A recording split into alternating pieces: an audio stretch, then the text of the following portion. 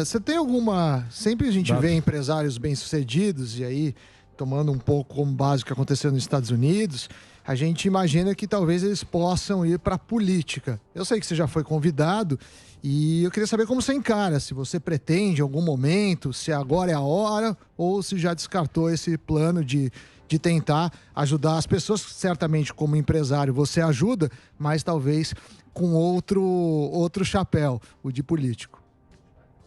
Obrigado pela... Se você coloca isso, é porque você acha que eu poderia caber nesse papel, né? E me deixa bastante lisonjeado. É muito difícil para empresários, o nosso estilo, né?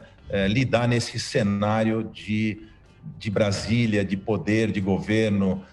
Você ter a missão, não é no meu caso, no caso de qualquer empresário que tenha condição de tocar uma empresa chamada Brasil, ele precisaria ter autonomia, ter condição de escolher sua equipe com isenção, poder trazer o Brasil para o primeiro mundo da gestão, né?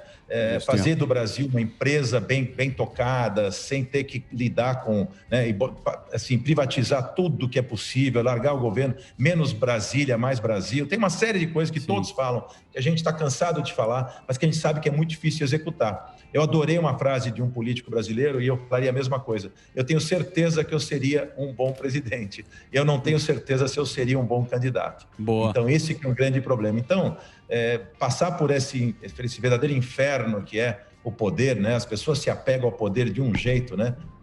Tão inacreditável.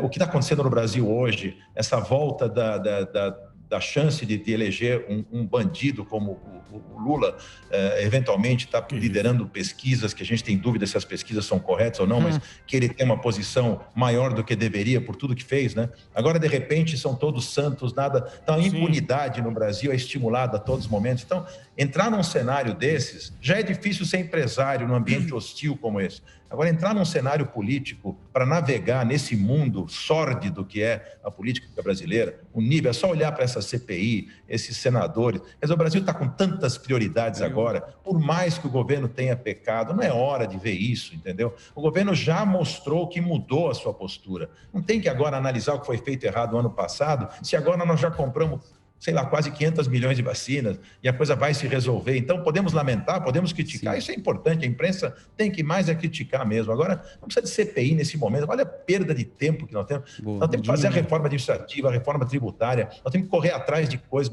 O PIB brasileiro deve crescer esse ano, independentemente da pandemia. Então, a vida voltar ao normal, deixar as pessoas trabalharem, né? Olhar para frente, ter otimismo. O Brasil tinha que pensar diferente, né? E a gente fica se remoendo dentro dessa história da ideologia, a direita brigando com a esquerda. O presidente tinha que ter assumido isso e dizer: eu sou presidente de todos os brasileiros. Eu não sou presidente só da direita conservadora. Eu sou presidente da esquerda também. Também são cidadãos brasileiros. São cidadãos brasileiros. Então, tem que ter uma mentalidade totalmente diferente. Você tem que assumir um papel.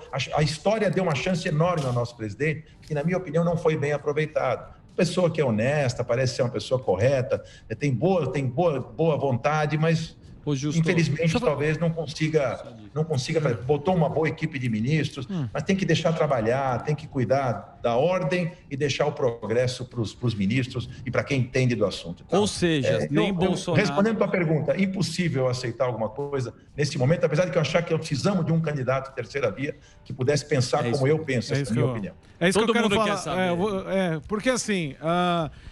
o Emílio aqui zoou, fala da chapa tênis do Marinho. Chapa tênis. E esse nome ainda ninguém trouxe esse nome. Os caras já saíram aí meio peidando na farofa, se dividindo entre eles mesmos.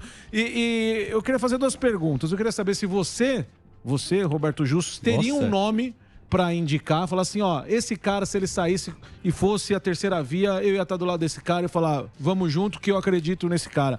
E a outra pergunta é, o que você acha que motiva a turma ir atrás de apresentadores, que nem, no caso, Luciano Huck, foram atrás de você também. O que motiva as pessoas? É a falta de um nome e quer utilizar a fama e o nome do que essa pessoa construiu ao longo da sua carreira? Interrogação, meu Deus. Não, na verdade, se você parar para pensar, por que esses apresentadores, de repente, apresentador como eu, que na verdade eu sou um empresário a vida toda e depois fiquei como apresentador por um período da minha vida e não é a minha função principal.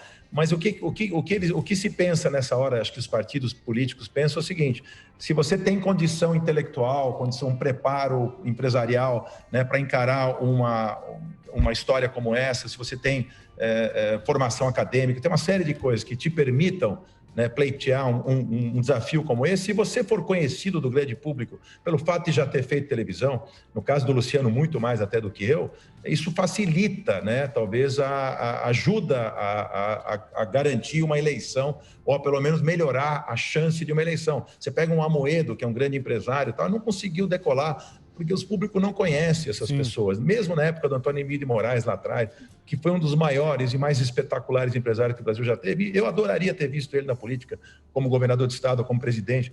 Só que ele não é conhecido do grande público. O grande público, quem elege não é a elite brasileira. Quem elege é o povão que muitas vezes não conhece. Esse, com razão até, porque não tem nem motivo para conhecer esses grandes empresários.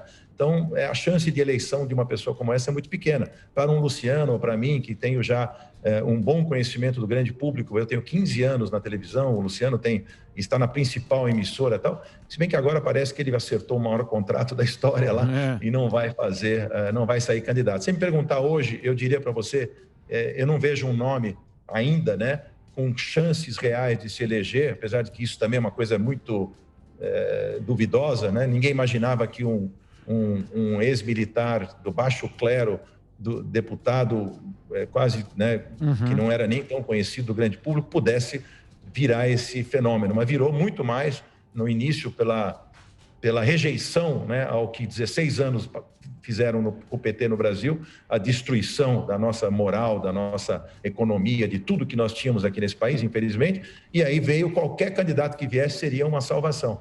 E essa foi a salvação, e o presidente... Posso fazer uma pergunta? Ô, Justoso, mas você sai de uma coisa, cara, que eu tava pensando o seguinte, você vê, né? O Brasil é um puta mercado, né? O Brasil é um mercado. Viu? Você vê, os caras deram uma mexida em emprego. Porra, o Mercado Livre enfiou 7 bi, contratou 5 mil pessoas. Mercado Livre... A Magalu faturou 64% a mais, a Magalu de... As empresas na Bolsa, mas... Está abrindo uma companhia aérea no meio da pandemia. Está abrindo uma companhia... No meio da pandemia está abrindo uma companhia aérea. Só que esses cara lá de Brasília, eles tomaram o país para eles. Sim. Por isso que não vai. Por isso que não vai para frente, porque eles falam, não, deixa aqui com a gente, vocês pagam a conta a gente tem a nossa vida. E é isso que não muda. Aí fica esse país encalacrado, esse país que vai e atravancado. Volta. Vai e volta. Sim. Esse é que é o Emílio, uma coisa que nós temos aqui negócio. Também... Não, Emílio, já que nós estamos também criticando, que aí eu concordo 100% com você, tá nas entranhas do Brasil, como estava a corrupção nas entranhas do Brasil. Infelizmente, só que tem muita gente boa nesse país, tem muito empresário com vontade, o povo tem muita gente, a maioria tem boa índole, não é um país de má índole, é um país de boa índole, então teria condição com uma boa liderança, com um bom exemplo de fazer a diferença esse país riquíssimo em recursos naturais, como quase nenhum no mundo, quase 220 milhões de pessoas, um mercado grande, se a gente conseguisse diminuir a diferença social nesse país, botar mais dinheiro na mão do povo, a gente conseguisse fazer com que a economia...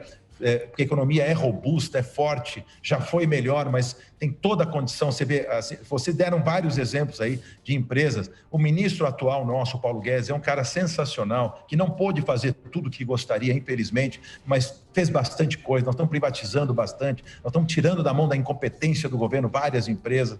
Isso tem que acelerar. O Brasil precisa respirar modernidade, precisa respirar inteligência, precisa competir com o primeiro mundo. Nós temos toda a condição do mundo de fazer isso. Quer dizer, é só a gente ter uma liderança exemplar, né? Só que é muito difícil, porque é um país que depende do Congresso Nacional. A importância da eleição do Congresso é quase tão importante, tanto da Câmara de Deputados quanto do Senado, quanto da presidência. O Executivo não faz nada sozinho. Quando você tem que lembrar, quando a gente elege esses caras, eles que vão aprovar ou desaprovar tudo que o Executivo quer fazer. Então é muito importante melhorar o nível. Você vê, enquanto tiverem esses velhos coronéis, como tem esse da CPI e outros, nós nós não temos futuro. É muito difícil a gente, nesse ambiente, conseguir fazer um país eficiente, né? Porque as pessoas pensam no seu próprio interesse, querem se locupletar, querem o poder a qualquer custo, entendeu? Tem que ter alguém que queira entregar 4 anos da sua vida, que não queira se reeleger, que queira fazer pelo país,